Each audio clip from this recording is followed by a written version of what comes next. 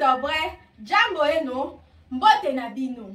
Mon nom est Dr Harmonie Mangbe Mikorska Marshall, motivatrice de génération.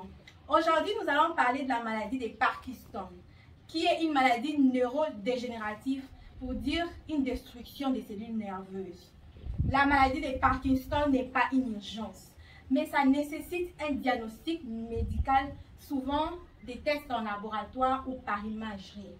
Alors, comment survient cette maladie de Parkinson? Lorsqu'il y a une destruction d'une famille spécifique des cellules nerveuses ou des neurones dites cellules à dopamine qui sont impliquées dans le contrôle des mouvements et des tremblements au repos. La dopamine, quant à elle, c'est un message chimique ou une hormone qui va faire passer la communication entre le neurone du cerveau. Dans le cas de la maladie de Parkinson, il y aura dégénérescence de ces neurones qui reçoivent les messages de la dopamine. Alors, quelles en sont les causes? La maladie de Parkinson est d'origine inconnue. Il y a des facteurs qui sont incriminés, notamment les facteurs génétiques, des facteurs environnementaux comme les stress, qui favorisent à plusieurs niveaux les destructions de la cellule, d'où ça va détruire les neurones. Et puis, il y a des facteurs comme la prise des médicaments, notamment les anti-émetteurs. Alors, qui peut faire la maladie de Parkinson?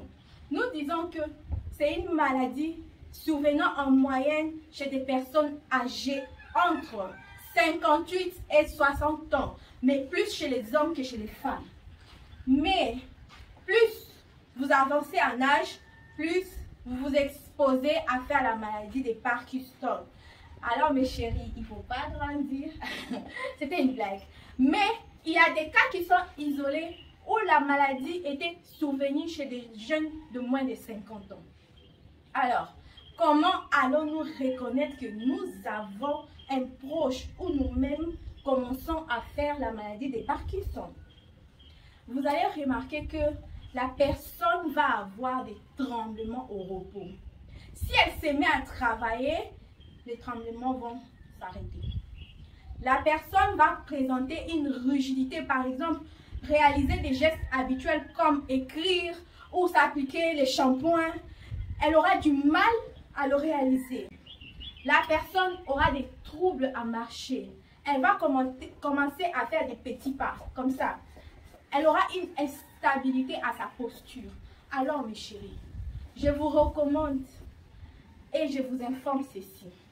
La maladie de Parkinson n'a pas encore un traitement efficace établi actuellement.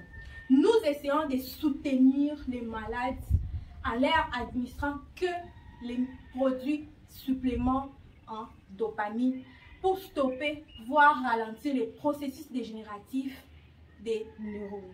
Mais il y a des évolutions qui sont en étude, les épigénétiques et les génétiques qui sont en cours mais qui ne sont pas encore totalement en exercice, pouvant permettre des chirurgies ou des stimulations des organes internes.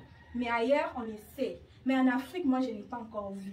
Mes chéris, il faut donc éviter l'automédication d'anti-émétiques, en attendant qu'on puisse trouver les traitements qu'il faut. Moi-même, je vous conseille, si ça ne dépend que de vous-même, évitez, voire diminuer les stress. La vie est aussi facile. Choisissez les bonnes relations.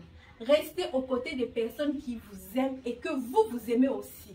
L'amour va penser les plaies que les stress créent. Est-ce que je me suis fait comprendre? Puisqu'on stresse, on perd les cellules dopaminergiques. Alors, quand on est à côté des personnes qu'on aime, ça va nous aider à sécréter de la dopamine et cela va nous aider encore à régénérer les cellules nerveuses. Ainsi, une bonne sécrétion de la dopamine et on va s'aider tant soit peu de la maladie de Parkinson. Mes chéris, elle c'est pas si joli ceci. J'ai dit. Choisissez la bonne part. Nous disons et vous remercions.